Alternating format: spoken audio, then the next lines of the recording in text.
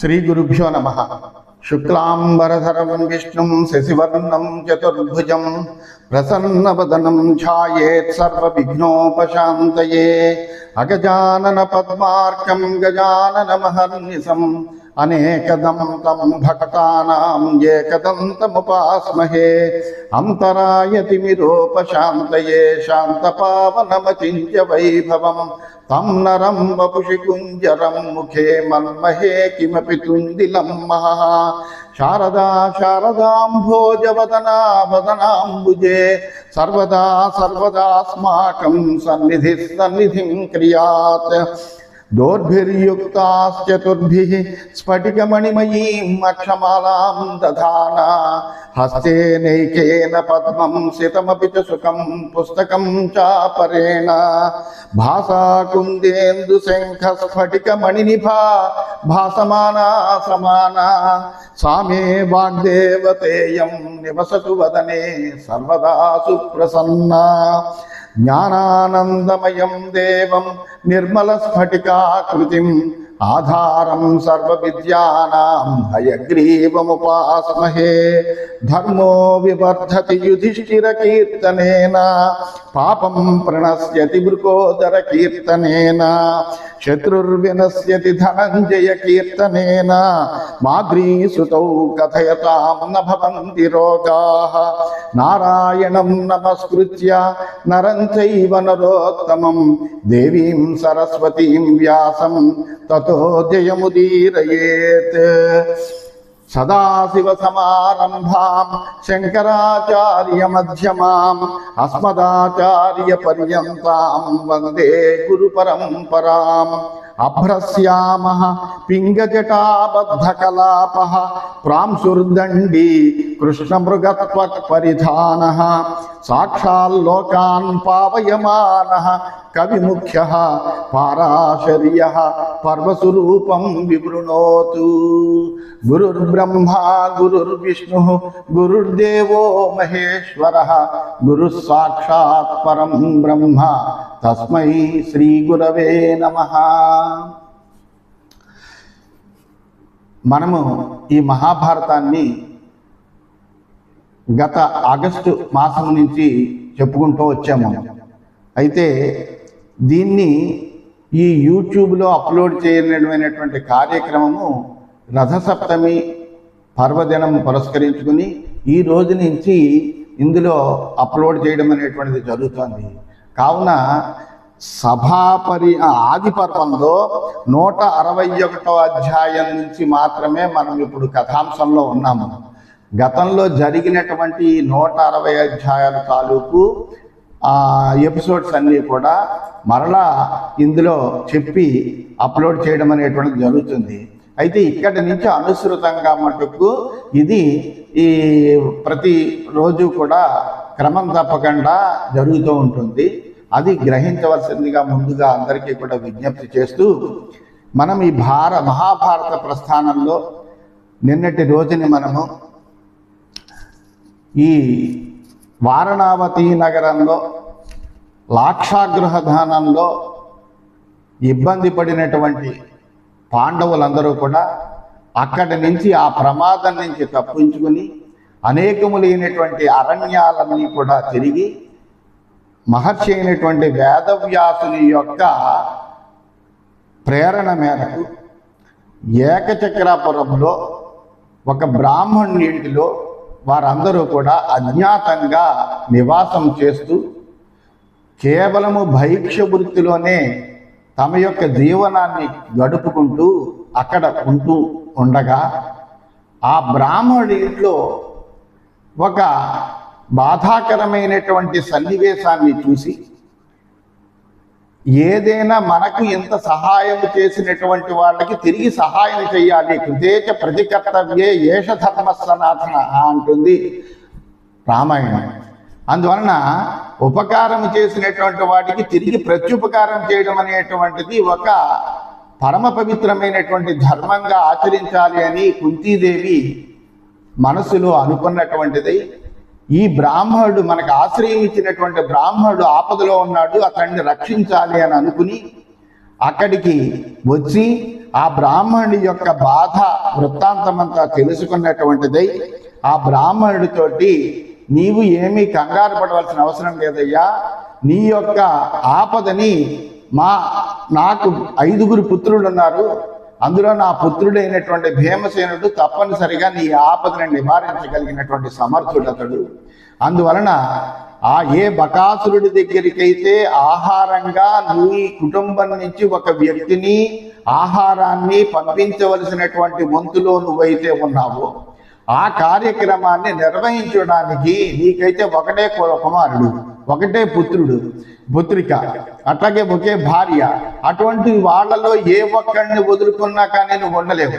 నాకైతే 5 పుత్రులు ఉన్నారు, అందులో ఒక పుత్రుణ్ణి నేను దీని గురించి నియోగించగలిగినటువంటి సామర్థ్యం ఉన్నటువంటి దాన్ని, అంతేకాకుండా ఆ రాక్షసుని నిగ్రహించగలిగినటువంటి శక్తి పరాక్రమంలో ఉన్నటువంటి పుత్రుడయ్యా నా కొడుకు. అందువలన నువ్వు ఈ విషయంలో ఏ విధంగానూ కంగారు పడవలసినటువంటి అవసరం లేదు అని ఆ బ్రాహ్మణుడికి ధైర్యము చెప్పిన తర్వాత ఆ బ్రాహ్మణుడు ఆనందించినటువంటి వాడై భీమసేనుడికి చెయ్యవలసినటువంటి పనినంతటినీ కూడా తెలియజేస్తే భీమసేనుడు కూడా దానికి అంగీకరించాడు.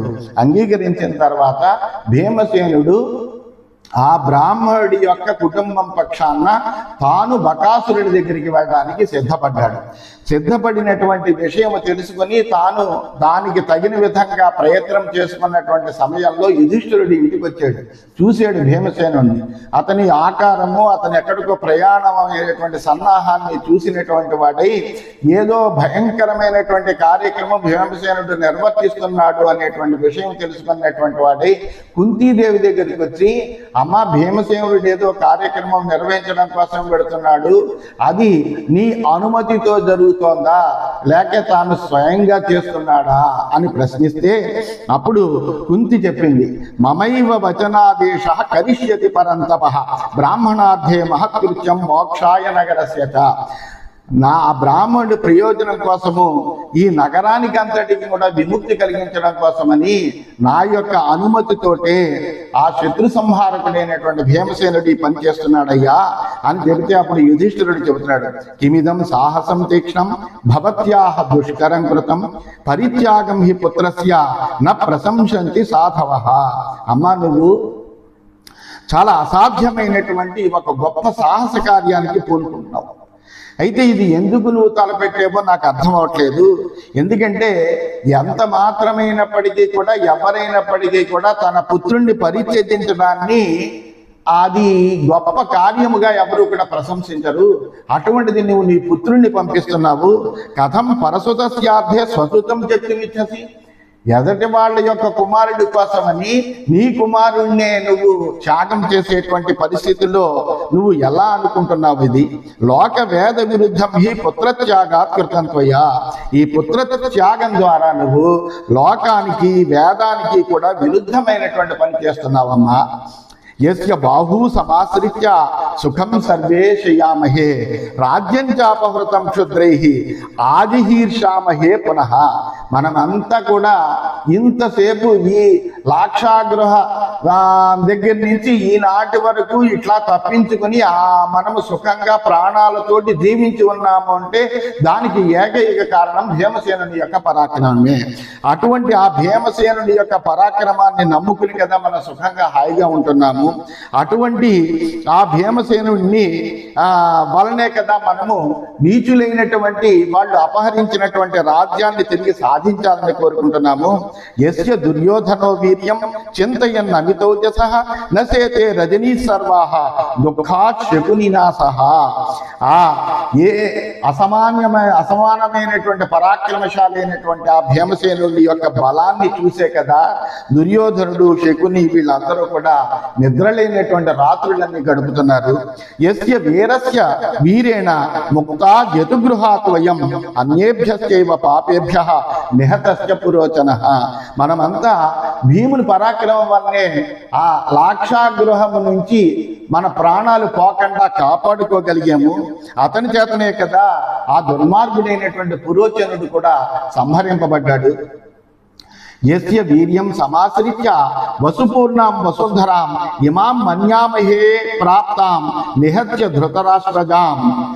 తస్య వ్యవసితస్త్యాగః బుద్ధిమాస్థాయ కాం త్వయా కచ్చిన్ను దుఃఖైర్బుద్ధిస్తే విలుప్త గతచేతసః.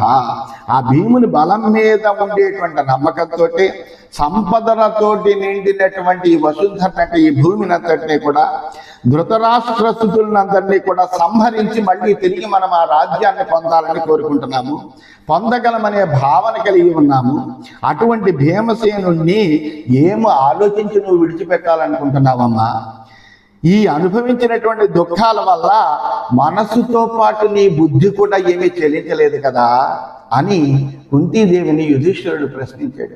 ప్రశ్నిస్తే అప్పుడు కుంతి చెబుతోంది, యుధిష్ఠిర నా సంతాప త్వయా కార్యో వృకోదరే నచాయం బుద్ధి దౌర్బల్యాత్ వ్యవసాయ కృతోమయ్యా.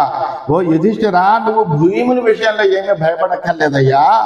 ఈ ప్రయత్నము నాది, నేను చేసినటువంటి ఈ ప్రయత్నం తెలివి తక్కువగా చేసిందని మట్టుకు నువ్వు అనుకోకు. ఇహ విప్రస్య భవనే వయం పుత్ర సుఘోషితా అజ్ఞాతా దార్తరాష్ట్రాణం సత్కృత భీతమన్యవ. మనము ఈ బ్రాహ్మణి ఇంట్లో మనం నివసిస్తున్నాం, అందరం సుఖంగా హాయిగా బతుకుతున్నాం. దుర్యోధనులాదులకి తెలియకుండా అజ్ఞాతంగా క్రోధానికి అతీతంగా ఆనందంగా గౌరవంగా జీవించగలుగుతున్నాం. తస్య ప్రతిక్రియా పార్థ మయేయం ప్రసమీక్షిత ఏతావానేవ పురుష కృతం యస్మిన్న నశ్యతి. అందువలన ఆ బ్రాహ్మణుడికి ఉపకారానికి ప్రత్యుపకారం చెయ్యాలి అనేటువంటి ఉద్దేశంతో నేను ఈ పనికి పూనుకున్నాను. అందువలన ఎవరైతే నశించిపోనటువంటి ఉపకారం చేస్తాడో వాడే నిజమైన మానవుడు. ఎందుకంటే ఉపకారం పొందడం అనేటువంటి సులభమే, పొందినటువంటి ఉపకారానికి ప్రత్యుపకారం చేయగలిగినటువంటి అవసరము రావడము కూడా గొప్ప విషయం. అది ఆ విధంగా మనం రుణం తీర్చుకున్నటువంటి వాళ్ళం కూడా అవుతాము. యావచ్చ కుర్యాత్ అన్యోస్య కుర్యాత్ బహుగుణం తతః దృష్ట్వా భీమస్య విక్రాంతం తదా జతుగృహే మహత్ హిడింబస్య వధాత్యైవం విశ్వాసమే వృకోదరే. ఉపకారాన్ని పొందినటువంటి వాడు ఎప్పుడు కూడా దానికి అనేకములైనటువంటి రేట్లు ప్రత్యుపకారం చేయాలి. చేస్తేనే అది వాడు పొందినటువంటి ఉపకారం యొక్క సాఫల్యత, తన యొక్క కృతజ్ఞతను ప్రదర్శించుకోవడం అవుతుంది. అట్లాగే భీముడి యొక్క పరాక్రమం గురించి కూడా నాకు తెలుసు. మరి మనం చూసాము, హిడింబాసురుణ్ణి సంహరించడం అనేటువంటిది మనం చూసాము. అందువలన ఆ వృకోదరుడి మీద నాకైతే నమ్మకం ఉంది, బకాసురుణ్ణి సంహరించగలడు అని. అందువలన నేను ఆ భీమసేనుని పంపించడానికి నిశ్చయం చేసుకున్నాను. బాహోర్ బలం హి భీమస్య నాగాయుత సమం మహత్ యాన యూయం గజ ప్రక్షాః నిర్వ్యూఢాః వారణావతాత్. అలాగే ఆ భీమసేనుడి యొక్క బాహుబలం ఎంతో గొప్పదైనటువంటిది ఉంది. 10,000 ఏనుగుల బలం కలిగినటువంటి వాడు భీమసేనుడు అంటే. అలాంటి అంత బలం కలిగినటువంటి వాడి కాబట్టి వారణావతం నుంచి మన ఇక్కడ వరకు కూడా చక్కగా ఏమీ మనం అలసట చెందకుండా మన అవసరమైతే మోసుకుని కూడా తీసుకురాగలిగాడు ఆయన. వృకోదరేణ సదృశః బలవాన్యో న విద్యతే యో అభ్యుదీయాత్ యుధిశ్రేష్టం అపి వజ్రధరం స్వయం. బలంలో ఈ వృకోదరుడితో సమానమైనటువంటి వాడు అబ్బడు లేడు. యుద్ధంలో సాక్షాత్తు వజ్రహస్తుడైనటువంటి వజ్రాయుధాన్ని ధరించినటువంటి ఇంద్రుడితో సమానమైనటువంటి పరాక్రమవంతుడు సాక్షాత్తు ఇంద్రుడే వచ్చినా అతన్ని కూడా ఎదుర్కోగలిగినటువంటి బలం కలిగినటువంటి వాడు. జాతమాత్రః పురాచైవ మమ అంకాత్ పతితో పురా శరీర గౌరవాదస్య శిలా గాత్రైర్విచూర్ణిత. అంతేకాదు పుట్టిన వెంటనే భీమసేనుడు ఒకసారి నా ఒళ్ళోంచి జారి పడిపోయాడు. పడ్డవాడు ఎక్కడ పడ్డాడయ్యా అంటే ఒక పర్వతం మీద పడ్డాడు. ఆ పర్వతం మీద పడితే ఇతడు పడేటప్పటికీ ఆ పర్వతం చూర్ణమైంది తప్ప ఇతడికి ఏ విధమైనటువంటి గాయాలు తగలలేదు. అంతటి బలపరాక్రమం కలిగినటువంటి వాడు చిన్న శిశువుగా ఉన్నప్పుడే తదహం ప్రజ్ఞయా జ్ఞాత్వా బలం భీమస్య పాండవ ప్రతికార్యేచ విప్రస్య తతః కృతవతి మతిం. ఓ యుధిష్ఠిర, ఈ విషయాలన్నిటినీ కూడా నేను ఆలోచన చేశాను. భీముడి బలాన్ని నేను అంచనా వేశాను. ఆ బ్రాహ్మణుడికి ప్రత్యుపకారం చెయ్యాలని నిశ్చయం చేసుకున్నాను. వేదం లోభాన్నచ అజ్ఞానాత్ నచ మోహాత్ వినిస్థితం బుద్ధిపూర్వంతు ధర్మస్య వ్యవసాయ కృతోమయ. ఇదం లోభాత్ అజ్ఞానాత్ మోహాత్ న వేదం. నేను ఇది కేవలము లోభం చేత కానీ, ఒక అజ్ఞానం చేత కానీ, భ్రాంతి చేత కానీ నేను ఈ పని ఏం చేయలేదయ్యా, ఇలా నిశ్చయం చేయలేదు. బుద్ధిపూర్వకంగానే నేను ఈ ధర్మాన్ని నిర్వహించాలి అని అనుకున్నాను. ఈ ప్రయత్నం నేను చేస్తున్నాను. అర్థౌ ద్వావపి నిష్పన్నౌ యుధిష్ఠిర భవిష్యతః ప్రతీకారస్య వాసస్య ధర్మస్య చరితో మహాన్. ఈ పని చేయడం వల్ల రెండు ప్రయోజనాలు సిద్ధిస్తాయి మనకు. ఒకటి ఏంటంటే ఆ బ్రాహ్మణుడికి ప్రత్యుపకారం చేయడం అనేటువంటిది. రెండోది ధర్మాన్ని ఆచరించడం. ఒక బకాసురుడు అనేటువంటి రాక్షసుడు రోజు ఒక్కొక్క కుటుంబంలో ఒక్కొక్క మనిషిని సంహరించి తన నరమాంస భక్షకుడు కాబట్టి వాడు ఒక్కొక్కడిని తినేస్తుంటే ఈ నగరం ఏమైపోతుంది, ఇక్కడ ప్రజలందరూ ఏమైపోతారు. అటువంటి అకృత్యం నుంచి ఈ నగరాన్ని కాపాడవలసినటువంటి ధర్మం మనకు లేదా? అందువల్ల ధర్మ రక్షణ ఒకటి. రెండవది ఏంటంటే బ్రాహ్మణుడికి ప్రత్యుపకారం చేయడం అనేటువంటిది ఒకటి. రెండు ప్రయోజనాలు సిద్ధిస్తాయ్యా. యో బ్రాహ్మణస్య సహాయం కుర్యాత్ అర్ధేషు కర్హిచిత్ క్షత్రియ శుభాం లోకాన్ ఆప్నుయాదితి మేమతి. అంతేకాకుండా ఆ బ్రాహ్మణుడికి అవసరమైనటువంటి ప్రయోజనాన్ని ఎప్పుడైతే ఏ బ్రాహ్మణుడికైనా సరే అవసరమైనటువంటి ప్రయోజనాన్ని ఒక క్షత్రియుడు కనుక కలిగిస్తే వాడు శుభప్రదమైనటువంటి లోకాలు పొందుతాడు అని మనకు ధర్మశాస్త్రం చెబుతోంది. ఆ విషయాన్ని నేను నమ్ముతున్నాను. అంతేకాకుండా క్షత్రియస్యైవ కుర్వాణః క్షత్రియో వధమోక్షణం విపులాన్ కీర్తిమాప్నోతి లోకేశంచ పరత్రచ. అలాగే ఒక క్షత్రియుడు మరొక క్షత్రియుడి యొక్క ప్రాణాలని కనుక రక్షిస్తే అతడు ఈ లోకంలోనూ పరలోకంలోనూ కూడా గొప్ప కీర్తిని సంపాదిస్తాడయ్యా. వైశ్యస్యార్థే చ సాహాయం కుర్వాణః క్షత్రియో భువి స సర్వేష్వపి లోకేషు ప్రజారంజయతే ధ్రువం. అలాగే ఈ లోకంలో ఒక క్షత్రియుడు కనుక వైశ్యుడికి సహాయం చేస్తే అతడు అన్ని లోకాల్లోనూ ప్రజల్ని సంతోషింపచేస్తాడన్నలో సందేహం లేదు. శూద్రంతు మోచయేద్రాజ శరణార్థినం ఆగతం ప్రాప్నోతి కులే జన్మ సద్ద్రవ్యే రాజపూజితే. అలాగే శరణు కోరినటువంటి ఒక శూద్రుణ్ణి ప్రాణభయం నుంచి రక్షించినటువంటి రాజు ఎవరైతే ఉన్నాడో అతడు ఈ లోకాల్లో ధనధాన్యాలు ఉన్న రాజులందరి చేత పూజింపబడేటువంటి వంశంలో మళ్ళీ తిరిగి జన్మిస్తాడయ్యా. ఏవం మాం భగవాన్ వ్యాసః పురా పౌరవనందన ప్రోవాచ అసుకర ప్రజ్ఞ తస్మాత్ ఏవం చికీర్షితం. అందువలన ఇదంతా కూడా నాకు వ్యాస భగవానుడు తెలియజేశాడు. అటువంటి ధర్మం అంటే ఏంటి? ఒక క్షత్రియుడికి బ్రాహ్మణ క్షత్రియ వైశ్య శూద్రులందరినీ కూడా తప్పనిసరిగా రక్షించేటువంటి ధర్మం ఉన్నదయ్యా. క్షతాత్ త్రాయత ఇది క్షత్రియ అన్నారు. ఎవరైనా బాధపడుతున్నారు అంటే వాళ్ళని ఆ బాధ నుండి నివారించగలిగినటువంటి వాడే క్షత్రియుడు. అందువల్ల క్షత్రియుడు ఎవరికి ఉపకారం చేసినప్పటికీ కూడా అతడు అద్భుతమైనటువంటి మంచి గతుల్ని పొందుతాడు, కావలసినటువంటి ప్రయోజనాన్ని పొందుతాడని వ్యాసాచార్యుడే ఇదివరకు నాకు తెలియజేశాడు.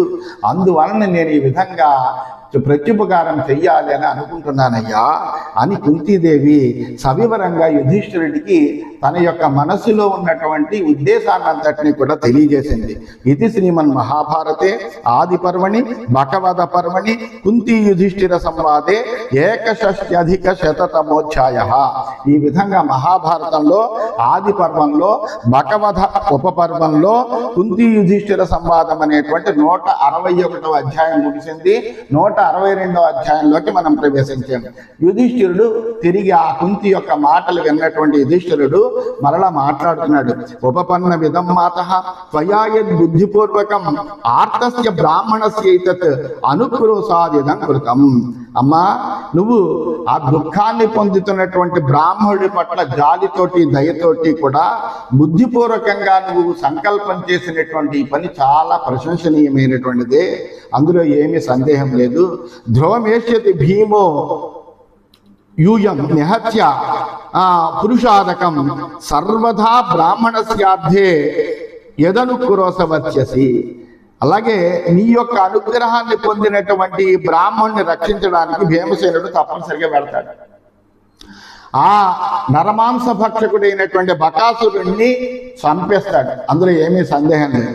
హాయిగా తిరిగి వస్తాడు. ఇది సత్యమే. యథాత్విదం న విందేయు నరా నగరవాసినః తథాయం బ్రాహ్మణో వాచ్యః పరిగ్రాహ్యస్య యత్నతః.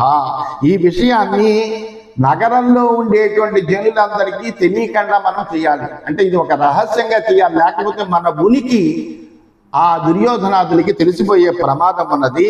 అందువల్ల నువ్వు దానికి తగిన విధంగా బ్రాహ్మణుడితో మాట్లాడి అతనికి ఈ విషయం అర్థమయ్యేటట్టుగా చెప్పి అట్లా చేస్తే బాగుంటుందమ్మా అని చెప్పాడు. అప్పుడు యుధిష్ఠిరేణ సంమంత్ర్య బ్రాహ్మణార్థం అరిందమ కుంతి ప్రవిశ్యతాన్ సర్వాన్ సాంత్వయామాస భారత. తతో రాత్ర్యాం వ్యతీతాయాం అన్నమాదాయ పాండవ భీమసేనో యయో తత్ర యత్ర అసౌ పురుషాదక. ఆ బ్రాహ్మణుడి కోసం యుధిష్ఠిరుడితోటి ఈ విధంగా సంప్రదింపులు చేసిన తర్వాత కుంతి లోపలికి వెళ్ళి ఆ బ్రాహ్మణ పరివారాన్ని అంతటిని కూడా ఓదార్చింది. అతడికి ఈ విషయం ఎవరికి తెలియదేద్దనేటువంటి విషయం ఇది వరకు చెప్పింది మళ్ళీ ఒకసారి హెచ్చరించింది. ఆ తర్వాత కొంత రాత్రి గడిచిన తర్వాత ఆ పాండుపుత్రుడైనటువంటి భీమసేనుడు ఆ ఆహారాన్ని అంతటినీ కూడా తీసుకుని ఆ రాక్షసులు ఉండేటువంటి ప్రదేశానికి బయలుదేరాడు. ఆసాధ్యతు వనం దస్య రక్షస పాండవో బలి ఆజుహావ తతో నామన తదన్నం ఉపపాదయన్. ఆ పాండుకుమారుడైనటువంటి భీమసేనుడు ఆ రాక్షసులు ఉండేటువంటి అరణ్యాన్ని సమీపించాడు. సమీపించి అతడికి పంపించినటువంటి అన్నాన్ని తినేస్తూ ఆ పేరు పెట్టి ఆ రాక్షసుని బకాసురుణ్ణి ఆహ్వానం చేస్తున్నాడు. తతస్థ రాక్షస క్రుద్ధ భీమస్య వచనాత్తద ఆజగామ సుసంక్రుద్ధ యత్ర భీమో వ్యవస్థిత. ఆ విధంగా ఆ భీమసేనుడి పిలిచేటప్పటికి ఆ భీమసేనుడి యొక్క పిలుపు విని కోపంతో ఆ భీముడు ఉండేటువంటి ప్రదేశానికి ఆ రాక్షసుడు చేరుకున్నాడు. మహాకాయో మహావేగ దారయన్నివ మేదిని లోహితాక్ష కరాలశ్చ లోహిత శ్మశ్రు మూర్ధజ. ఆ రాక్షసుడు ఎలా ఉన్నాడంటే మహాకాయ గొప్ప శరీరం కలిగినటువంటి వాడు, మహావేగ గొప్ప వేగము కలిగినటువంటి వాడు. అతడు వస్తుంటే ఏమవుతుందంటే భూమి కంపిస్తోందట.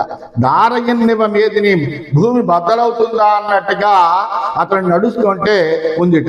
అలాగే లోహితాక్ష ఎర్రటి కళ్ళు కలిగినటువంటి వాడై భయంకరమైనటువంటి ఆకారం కలిగినటువంటి వాడై ఎర్రటి జుట్టు కలిగినటువంటి వాడై మిక్కిలి భయంకరంగా ఉన్నట్ట. ఆకర్ణాత్ భిన్నవక్త్రశ్చ శంకుకర్ణో విభీషణ త్రిశిఖాం భృకుటిం కృత్వా సందస్య దశవచ్చదం. అతడు నోరు ఎలా ఉందంటే చెవులు దాకా ఆకర్ణాంతము వ్యాపించిందిట. చెవులన్నీ కూడా మేకుల్లా నిటారుగా ఉన్నాయిట. అతడు కోపంతో కనుబొమ్మల్ని విరిచేట. అదో 3 శిఖరాలుగా ఉందిట. పెదవుల్ని కొరుక్కుంటూ భయంకరంగా ఉన్నట. భుంజానమన్నంతం దృష్ట్వా భీమసేనం స రాక్షస వివృత్య నయనే క్రుద్ధ ఇదం వచనమబ్రవీత్. ఆ రాక్షసుడు తన ఆహారాన్ని తినేస్తున్నటువంటి భీమసేనుడిని చూశాడు. చూసి కోపంతో కళ్ళు విశాలంగా పెద్దవి చేసినటువంటి వాడే భీముడితోటి ఈ విధంగా అంటున్నాడు. కోయం అన్న విధం భుంతే మదర్థం ఉపకల్పితం పశ్యతో మమ దుర్బుద్ధి ఇయాసు యమసాధనం. ఎవడోయా నువ్వు? నా కోసం పంపించినటువంటి ఆహారాన్ని నే చూస్తుండగా తింటున్నావు, నీకెంత ధైర్యము? నువ్వు వెంటనే యమలోకానికి వెళ్ళిపోతావు అని ఆ భీమసేనుణ్ణి హెచ్చరించేట. భీమసేన తతశ్రుత్వా ప్రహసన్నివ భారత రాక్షసం తం అనాదృత్య భుంక్త ఏవ పరాన్ముఖ. ఆ భీమసేనుడు ఆ మాటలన్నీ విన్నాడు. విని వేళాకోళంగా పరిహాసంగా నవ్వేట. నవ్వి ఆ రాక్షసుడిని ఎంత మాత్రమో లెక్క చేయకుండా అతని మాటలు విననట్టుగానే తన భోజనం తను చేస్తున్నట్ట. రవం స భైరవం కృత్వా సముద్యమ్య కరావుభౌ అభ్యద్రవద్ భీమసేనం జిఘాంసు పురుషాదక. ఆ మానవ భక్షకుడైనటువంటి రాక్షసుడు భయంకరంగా ఒక గర్జన చేసేట. చేసి వెంటనే ఆ భీమసేనుడిని చంపాలి అని అనుకుని అతని మీదకి ఒక ఉరికెట్ట. తథాపి పరిభూయైనం ప్రేక్షమాణో వృకోదర రాక్షసం భుంక్త ఏవాన్నం పాండవ పరవీర అమర్షేణతు సంపూర్ణ కుంతీపుత్రం వృకోదరం జఘాన పృష్ఠే పాణిభ్యాం ఉభాభ్యాం పృష్ఠతః స్థితః. అల్లా మీద పడుతున్నప్పటికీ కూడా ఆ వృకోదరుడు ఆ రాక్షసుడిని చూస్తూ ఏమాత్రమో లెక్క చేయకుండా ఏమాత్రమో స్పందించకుండా తన భోజనం తను చేస్తూనే ఉన్నట్ట. ఆ రాక్షసుడికి కోపం విపరీతంగా వచ్చింది. ఆ భీముడు వెనకాలకి వచ్చి 2 చేతులు బిగించి గట్టిగా అతని యొక్క ఆ వీపు మీద కొట్టేట. తథా బలవతా భీమ పాణిభ్యాం వృషమాహత నైవ అవలోకయామాస రాక్షసం భుంక్త ఏవ సహ. అంత బలంగా ఆ రాక్షసుడు గట్టిగా కొట్టినప్పటికీ కూడా వెనక్కి కూడా తిరిగి చూడలేక భీమసేనుడు తను భోజనం తను చేస్తూనే ఉన్నట్ట. తతస్స భూయ సంక్రుద్ధ వృక్షమాదాయ రాక్షస తాడయిష్యం తదా భీమం పునరభ్యద్రవద్ బలి. ఇదేంటి ఎంత గట్టిగా కొట్టినా వీడు కదలలేడనేటువంటి కోపంతో ఆ రాక్షసుడు ఏం చేసేటంటే ఒక వృక్షాన్ని పెకలించి ఆ భీమసేనును కొట్టడానికి పరుగును వస్తున్నట్ట. తతో భీమ శనైర్భుక్త్వా తదన్నం పురుషర్షభ వార్యుపస్పృత్య సంహృష్ట తస్థౌ యుధి మహాబల. ఆ భీమసేనుడు మెల్లగా తన మిగిలినటువంటి ఆహారాన్ని భుజించి నీళ్లు తాగి కాళ్ళు చేతులు కడుక్కుని చాలా హాయిగా అతడు లేచి అతడితో యుద్ధం చేయడానికి సిద్ధమయ్యేటప్పుడు క్షిప్తం క్రుద్ధేన తం వృక్షం ప్రతిజగ్రాహ వీర్యవాన్ సవ్యేన పాణినా భీమ ప్రహసన్నివ భారత. ఆ శక్తిశాలైనటువంటి భీముడు అలా కోపంగా రాక్షసుడు తన మీదకి విసిరెట ఆ వృక్షాన్ని పట్టుకున్నట్ట చేత్తో తను పట్టుకుని అతడి కేసి తిరిగి వేళకోళంగా గట్టిగా ఒక చిరునవ్వు నవ్వేట. తతహస పునరుద్యమ్య వృక్షాన్ బహువిధాన్ బలి ప్రాహినోద్భీమసేనాయ తస్మై భీమశ్చ పాండవ. ఆ రాక్షసుడు కూడా అనేకములైనటువంటి వృక్షాలని పెకలించి భీమసేనుడి మీదకి విసిరేట. అలాగే భీముడు ఆ చెట్లనన్నీ కూడా తాను గ్రహించినటువంటి వాడే మళ్ళీ ఆ రాక్షసుడి మీదకి విసిరేట. ఈ విధంగా వాళ్ళకి ఆ వృక్షములతోటి కొట్టుకునే విధంగా పెద్ద యుద్ధమైన వృక్ష యుద్ధం అభవత్. మహీరుహ వినాశనం ఘోర రూపం మహారాజా నర రాక్షస రాజయో. ఈ విధంగా నరశ్రేష్ఠుడైనటువంటి భీముడికి రాక్షస శ్రేష్ఠుడైనటువంటి బకాసురుడికి మధ్య వృక్ష యుద్ధం జరిగిందట. అంటే పెకలించి అక్కడ ఉండేటువంటి వృక్షాలన్నీ తీసేస్తున్నారు, ఒకళ్ళ మీదకి ఒకళ్ళు విసురుకుంటున్నారు. ఈ చెట్ల వినాశానికి కారణమైనటువంటి ఆ యుద్ధం చాలా భయంకరంగా ఉందిట. నామ విశ్రావ్యతు బకః సమభిదృత్య పాండవం భుజాభ్యాం పరిజగ్రాహ భీమసేనం మహాబలం. అప్పుడు బకాసురుడు తన పేరుని ప్రకటించుకుంటూ అప్పుడు ఆ బలశాలైనటువంటి భీముని మీదకి ఒక ఉరికి తన బాహువులతో గట్టిగా పట్టుకున్నట్ట. భీమసేనోపి తద్రక్ష పరిరభ్య మహాభుజ విస్ఫురంతం మహాబాహు విచకర్ష బలాద్బలి. ఆ భీమసేనుడు కూడా అంతటి గట్టిగా పట్టుకున్నటువంటి ఆ పెనుగులాడుతున్నటువంటి వాడి యొక్క చేతులు పట్టుకుని వాటిని వెరవడం ప్రారంభించట.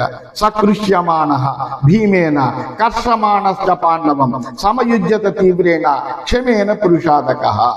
ఆ నరమాంసభక్షుడైనటువంటి ఆ బకాసురుడు భీముని చేత అనేక రకాలుగా లాగబడినటువంటి వాడై ఆ భీముని కూడా అటు ఇటు లాగుతూ కొంతసేపు అతడితోటి ఇలా ద్వంద్వ యుద్ధం చేసి ఆ తర్వాత మెల్లగా రాక్షసుడిలో అలసట వచ్చిందట, శ్రమ పొందినటువంటి వాడు అయ్యట.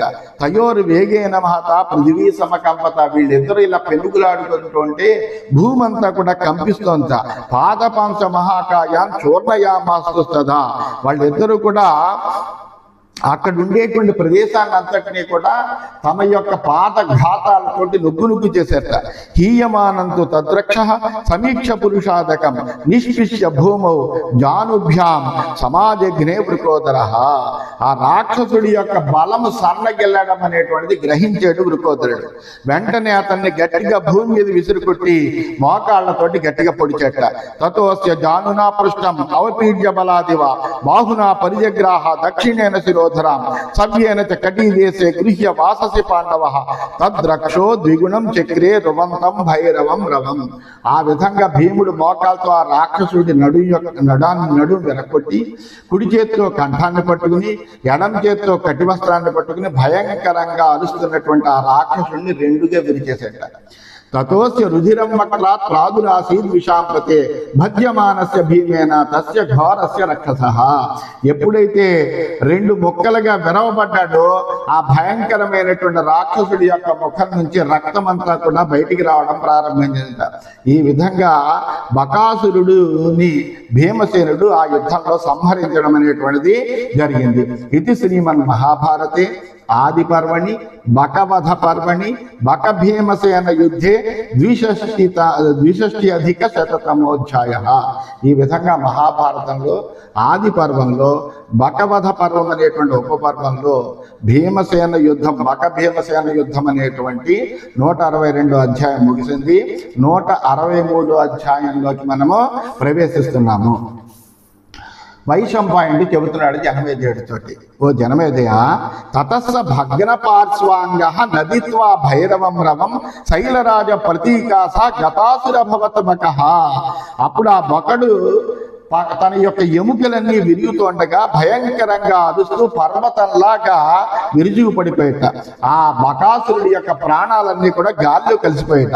తేన శబ్దేన విత్రస్త జనః తస్యాధ రక్షస నిష్పపాత గృహాద్రాజన్ సహైవ పరిచారిభి. ఆ రాక్షసుడి యొక్క ఆర్తనాదము ఆ దగ్గరలో ఉండేటువంటి నగరంలో ఉండేటువంటి ప్రజలందరికీ వినిపించేదట. వినిపించేప్పటికీ అంతవరకు బిక్కు బిక్కుమంటూ ఇళ్లలో దాగి ఉన్నటువంటి వాళ్ళందరూ కూడా అక్కడి నుంచి తమ యొక్క నివాస ప్రదేశాల నుండి భయంతో పారిపోతున్నట్ట. తాన్ భీతాన్ విగత జ్ఞానాన్ భీమ ప్రహరతాం వరః సాంత్వయామాస బలవాన్ సమయేత నివేశయేత్. ఆ విధంగా భయంతో వాళ్ళందరూ పారిపోతుంటే వాళ్ళందరినీ ఓదార్చేట భీముడు.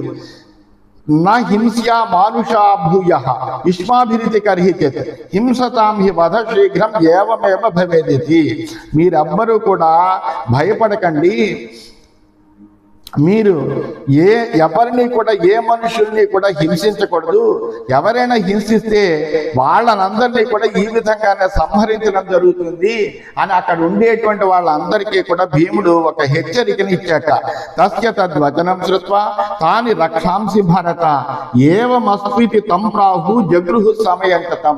అక్కడ ఉండేటువంటి ఈ బకాసురుడికి సహాయంగా ఉన్నటువంటి మిగిలినటువంటి రాక్షసులందరూ ఈ మాటలు విన్నారు.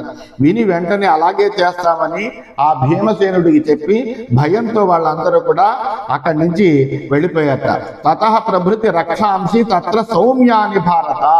ఇంకా అప్పటి నుంచి అక్కడ ఉండేటువంటి రాక్షసులందరూ కూడా మిగిలినటువంటి వాళ్ళు కూడా ఆ బకాసురుడి అనుయాయులైనటువంటి వాళ్ళందరూ కూడా చాలా సౌమ్యులుగా ఉండడం మొదలెట్టారట. నగరే ప్రత్యదృశ్యంత నరైహి నగరవాసుభి. అలాగే నగరవాసులందరూ కూడా ఈ విషయాన్ని గ్రహించారు. వాళ్ళందరూ కూడా ఆనందంగా ఉంటున్నారట. తతో భీమ తమాదాయ గతాసం పురుషాదకం ద్వారదేశే వినిక్షిప్య జగామ అనుపలక్షిత. ఆ తర్వాత ఆ చనిపోయినటువంటి ఆ బకాసురుడి యొక్క శవాన్ని ఆ భీమసేనుడు మోసుకొచ్చి నగర ద్వారం ముందర పెట్టి ఎవ్వరికీ కనపడకుండా అక్కడి నుంచి తాను వెళ్ళిపోయాట. దృష్ట్వా భీమ బలోద్భూతం బకం వినిహతం తదా జ్ఞాతయోస్య భయోద్విగ్నాః ప్రతియగ్ముస్తతస్తః. ఆ భయంకరమైనటువంటి రాక్షసుడు చంపబడడం చూసి అతని బంధువులందరూ భయంతో కంపించినటువంటి వాళ్ళే అక్కడి నుంచి పారిపోయారు. తతస్స భీమ స్తంహత్వా గత్వా బ్రాహ్మణ వేశ్వతత్ ఆచచక్షయధావృతం రాజ్ఞ సర్వమశేషతః. ఆ భీముడు బకాసురుడిని చంపాడు. తిరిగి బ్రాహ్మణ గృహానికి వచ్చాడు. యుధిష్ఠిరుడికి వాళ్ళకి కూడా జరిగినట్లు అంతా కూడా విడమర్చి చెప్పాడు. తతో నరాహ వినిష్క్రాంతాః నగరాత్ కళ్యమేవతు దదృశుర్ నిహతం భూమో రాక్షసం రుధిరోక్షితం. తెల్లవారగానే మిగిలినటువంటి వాళ్ళందరూ బయటకు వచ్చారు. ఆ నగర జనులందరూ కూడా రక్తసిక్తుడైనటువంటి చచ్చిపడి ఉన్నటువంటి రాక్షసుని చూశారు.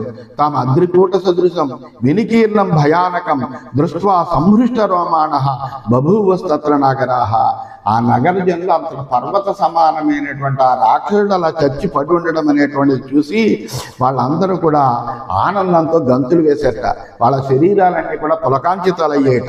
ఏకచక్రాం తతో గత్వా ప్రవృత్తిం ప్రదదుపురే తతో సహస్రసో రాజన్ నరా నగరవాసినః తత్ర ఆజగ్ముర్బకం ద్రష్టుం సస్త్రీ వృద్ధ కుమారకాః తతస్తే విస్మితాః సర్వే కర్మ దృష్ట్వా అతిమానుషం దైవతాన్యర్చయాం చక్రుః సర్వ ఏవ విశాంపతే. అయితే ఈ చూసినటువంటి వాళ్ళు ఏకచక్రాపురంలోకి ప్రవేశించారు. జనులందరికీ కూడా ఈ వార్తను తెలియజేశారు. రాజా ఈ నగరంలో ఉండేటువంటి జనులు, బాలురు, స్త్రీలు, వృద్ధులు అందరూ కూడా ఈ బకాసురుణ్ణి చూడడం కోసం తండోపతండాలుగా వస్తున్నారు. ఈ కేవలము మానవ మాతృల చేత సాధింపలేనటువంటి ఈ గొప్ప పనిని చూసి వాళ్ళందరూ ఆశ్చర్యపోయారట. వాళ్ళందరూ కూడా వాళ్ళ ఇష్టదైవాలందరికీ కూడా పూజలు చేశారట. తత ప్రగణయామాసు కస్య వారో పూజ్య భోజనే జ్ఞాత్వా చాగత్య తం విప్రం పప్రచూ సర్వయవతి. ఆ తర్వాత వాళ్ళందరూ కూడా ఆ రోజుని బకుల దగ్గరికి వెళ్ళవలసినటువంటి ఉంటే ఎవరికి వచ్చింది ఇప్పుడు అనేటువంటిది లెక్క పెట్టారట. తెలిసిన వెంటనే ఆ బ్రాహ్మణుడి దగ్గర ఇంటికి వచ్చి పరిపరి విధాలు ప్రశ్నించారట. నువ్వు మరి వెళ్ళలేదా, ఎలా చచ్చిపోయాడు వీడు, ఏమిటి, ఎలాగ జరిగింది ఈ విషయాలన్నీను అని ఆ బ్రాహ్మణుడి యొక్క గృహం దగ్గరికి వచ్చి ప్రశ్నించారట. ఏవం పృష్ట స బహుశ రక్షమాణశ్చ పాండవాన్ ఉవాచ నాగరాన్ సర్వాన్ ఇదం విప్రశభస్తదా. ఈ విధంగా అలా అనేకములైనటువంటి ప్రశ్నలు వేసినటువంటి వాళ్ళతోటి ఆ బ్రాహ్మణుడు పాండవుల గురించి ఏ విధంగానూ చెప్పకుండా నగర ప్రజలందరినీ ఉద్దేశించి ఈ విధంగా చెప్పేట. ఆజ్ఞాపితం మమాశని రుదంతం సహబంధుభిః దదర్శ బ్రాహ్మణ కశ్చిత్ మంత్రసిద్ధో మహామనః. నేను బకుడికి మాం అశనే ఆజ్ఞాపితం బంధుభి రుదంతం మాం అశనే ఆజ్ఞాపితం. బాధపడుతున్నటువంటి నన్ను నా బంధువులందరూ కూడా నువ్వు ఆహారంగా వెళ్ళాలరా బకాసురుడికి అని ఆజ్ఞాపించారు. వాళ్ళ ఆజ్ఞతోటి నేను మా కుటుంబ సభ్యులందరూ కూడా ఏడుస్తున్నారు. అటువంటి సమయంలో మా యొక్క అదృష్టవశాత్తు ఒక మంత్రసిద్ధుడైనటువంటి ఒక బ్రాహ్మణుడు కనిపించాడు. పరిపృచ్ఛ సమాం సర్వం పరిక్లేశం పురస్య చ అబ్రవీద్ బ్రాహ్మణ శ్రేష్ఠ విశ్వాస్య ప్రహసన్నివ. అతడు వచ్చి ఏమిటయ్యా నీకేం కష్టం కలిగింది, ఈ నగరానికి ఏం కష్టం కలిగింది, ఎందువల్ల మీరు అందరూ అంతలా బాధపడుతున్నారు అని అతడు అడిగాడు. అడిగితే నేను చెప్పాను. ఆ విషయం తెలుసుకుని అతడు నాతోటి చాలా నమ్మకంగా నవ్వుతూ ఈ విధంగా చెప్పాడు. ప్రాపయిష్యామ్యహం తస్మై అన్నమేతద్దురాత్మనే మన్నిమిత్తం భయం చాపి నకార్యమిది చాబ్రవీత్. నేను ఈ అన్న నా దుర్మార్గుడి దగ్గరికి నేను తీసుకెడతాను, నా విషయంలో మీరెవ్వరూ భయపడకండి, నేను వెళతాను అని మా దగ్గర ఈ ఆహారాన్ని తీసుకుని తాను వెళ్ళాడు. సో తదన్నముపాదాయ గతోపకవనం ప్రతి. ఈ అన్నాన్ని బండిడు అన్నాన్ని తీసుకుని అతడు ఆ బకాసురుడి దగ్గరికి వెళ్ళాడు. తేన నూనం భవేదేతత్ కర్మ లోకహితం కృతం. నేనేమనుకుంటున్నానంటే అతని చేత ఈ పని చేయబడి ఉంటుంది అని అనుకుంటున్నాను. తతస్తే బ్రాహ్మణా సర్వే క్షత్రియాసు సువిస్మితాః వైశ్యాః శూద్రాశ్చ మిలితాః చక్రు బ్రహ్మమహం తథా. వెంటనే ఆ నగరంలో ఉండేటువంటి బ్రాహ్మణులు, క్షత్రియులు, వైశ్యులు, శూద్రులు అందరూ కూడా ఆశ్చర్యపోయారు ఈ వృత్తాంతం తెలుసుకుని. చాలా సంతోషించారు కూడా. ఈ బకాసురుడి వలన మనకు ఏ విధమైనటువంటి బాధ లేదు అని వాళ్ళు ఆనందించినటువంటి వాళ్ళే గొప్ప ఉత్సవాన్ని కూడా చేసుకున్నారట. తతో జానపదాః సర్వే ఆజగ్ముర్ నగరం ప్రతి తద్ అద్భుతతమం ద్రష్టుం పార్థాః తత్రైవ చ అవసన్. ఆ తర్వాత ఆ పల్లెల్లో నివసించేటువంటి జనమంతా కూడా ఆశ్చర్యకరమైనటువంటి దాన్ని చూడడానికి ఆ నగరానికి వచ్చారు. తండోపతండాలుగా వస్తున్నారు. వచ్చి వాళ్ళందరూ కూడా అది చూస్తున్నారు. పాండవులు మాత్రం బయటికి రాకుండా హాయిగా ఆ ఇంట్లోనే, ఆ బ్రాహ్మణి ఇంట్లోనే హాయిగా ఉండిపోయారు. ఇది శ్రీమన్ మహాభారతే ఆది పర్వణి బకవద ఉపపర్వణి బకవదే 63 ఈ విధంగా శ్రీమన్ మహాభారతంలో ఆది పర్వంలో బకవధ పర్వం అనేటువంటి ఉపపర్వంలో బకవధ అనేటువంటి 163 అధ్యాయం అయింది. 164 అధ్యాయంలోకి ప్రవేశించాము. జనమేజయుడు ఉవాచ. జనమేజయుడు చెబుతున్నాడు. ఆ జనమేజయుడు ప్రశ్నించాడు వైశంపాయనుడిని. ఏమనంటే ఇదంతా వింటూ ఉంటే ఆ జనమేజయుడికి చాలా ఉత్సాహం కలిగింది. వెంటనే ఆయనకి ఏదో సందేహం వచ్చింది. ఆయన వెంటనే అడిగాడు. తే తథా పురుష వ్యాఘ్రాః నిహత్య బకరాక్షసం అతమూర్ధ్వం తతో బ్రహ్మన్ కిమకుర్వత పాండవాః. జనమేజయుడు అడుగుతున్నాడు, వైశంపాయన ఆ విధంగా ఆ పాండవులు బకాసురుని సంహరించిన తర్వాత ఏం చేశారయ్యా, ఆ విషయం అంతా వివరంగా చెప్పవలసింది అని అడిగితే అప్పుడు వైశంపాయనుడు జనమేజయుడితో చెబుతున్నాడు. తత్రైవ న్యవసన్ రాజన్ నిహత్య బకరాక్షసం అధీయానాః పరం బ్రహ్మ బ్రాహ్మణస్య నివేశనే. ఓ రాజా, ఆ బకాసురుని చంపిన తర్వాత ఆ నగరంలోనే ఆ బ్రాహ్మణుడి ఇంటిలోనే పరబ్రహ్మను బోధించేటువంటి ఉపనిషత్తులన్నింటినీ కూడా అధ్యయనం చేస్తూ ఆ పాండవులు హాయిగా నివసిస్తున్నారయ్యా. తత కతిపయాహస్య బ్రాహ్మణ సంసితవ్రత ప్రతిశయార్థి తద్వేస్మ బ్రాహ్మణస్య జగామహ. తర్వాత కొన్ని రోజులకి గొప్ప నియమాలు కలిగినటువంటి విధంగా వాళ్ళు ఒక వ్రతం చేస్తున్నట్టుగా ఉన్నారు ఆ పాండవులు. అందువల్ల అటువంటి నియమాలు కలిగినటువంటి వాళ్ళు. అంతేకాకుండా ఈ బ్రాహ్మణుడు విడిది చేయడానికి పాండవులకి ఆశ్రయం ఇచ్చినటువంటి బ్రాహ్మణుడి ఇంటికి మరొక బ్రాహ్మణుడు, మంచి నియమములు కలిగినటువంటి ఒక బ్రాహ్మణుడు ఈ బ్రాహ్మణుడి ఇంటికి వచ్చేట. వచ్చిన తర్వాత సమ్యక్ పూజయిత్వా తం విప్రం విప్రశభస్తదా దదౌ ప్రతిశ్రయం తత్ర తస్మై సదా సర్వాతిథి వ్రత. ఆ బ్రాహ్మణ శ్రేష్ఠునికి ఇంటికి వచ్చినటువంటి వాళ్ళకి ఆతిథ్యముడు అనేటువంటి ఒక వ్రతం.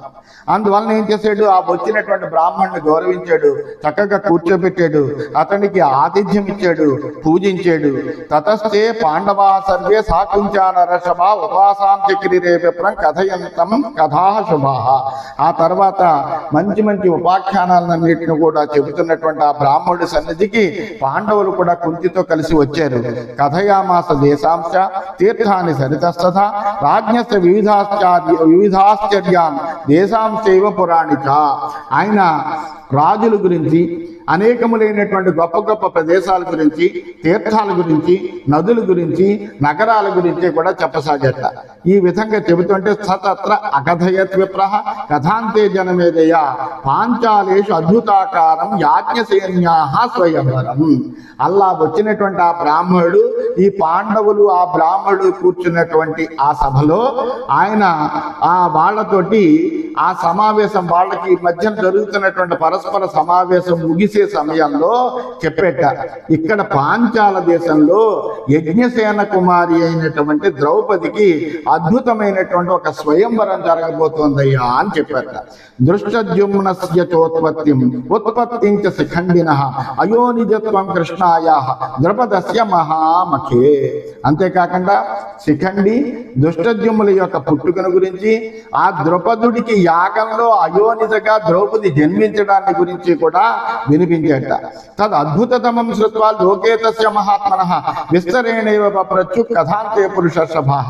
అంత అద్భుతంగా కనిపిస్తున్నటువంటి ఆ బ్రాహ్మణుడు చెప్పినటువంటి వృత్తాంతాన్నంతా కూడా విన్నారు. విన్నటువంటి పాండవులందరూ కూడా అదంతా చాలా అద్భుతంగా ఉందయ్యా, ఈ వృత్తాంతాన్ని కాస్త వివరంగా చెప్పవలసింది అని అడిగారు. పాండవులు అడుగుతున్నారు ఈ విధంగా, కథం ద్రుపదపుత్రస్య దృష్టద్యుమ్నస్య పావకాత్ వేదీ మధ్యాచ కృష్ణాయ సంభవ కథమద్భుతః. ద్రుపద కుమారుడైనటువంటి దృష్టద్యుమ్నుడు అగ్ని నుండి, అలాగే ద్రౌపది ఆ యజ్ఞవేది నుండి ఎట్లాగే జన్మించారయ్యా, అంత అద్భుతమైనటువంటి కృత్యం ఎట్లా జరిగింది? కథం ద్రోణాత్మహేశ్వాస సర్వాణ్యస్త్రాణ్య శిక్షత కథం విప్ర సఖాయో తౌభిన్నో కస్య కృతేనవా. అలాగే ద్రోణుడి దగ్గర ఈ దృష్టద్యుమ్నుడు అస్త్ర విద్యను ఎలా నేర్చుకున్నాడు? ద్రోణుడికి ద్రౌపదుడికి కూడా సఖ్యం ఎలా కుదిరింది? వీళ్ళకి ఏ కారణంగా అసలు వాళ్ళు విడిపోయారు? ఇవన్నీ కూడా మాకు తెలియజేయవలసింది అని అడిగారు. యావంతై స్తోదితో రాజన్ సవిప్రహ పురుషర్షభై కథయామాస తత్సర్వం ద్రౌపది సంభవం తథా.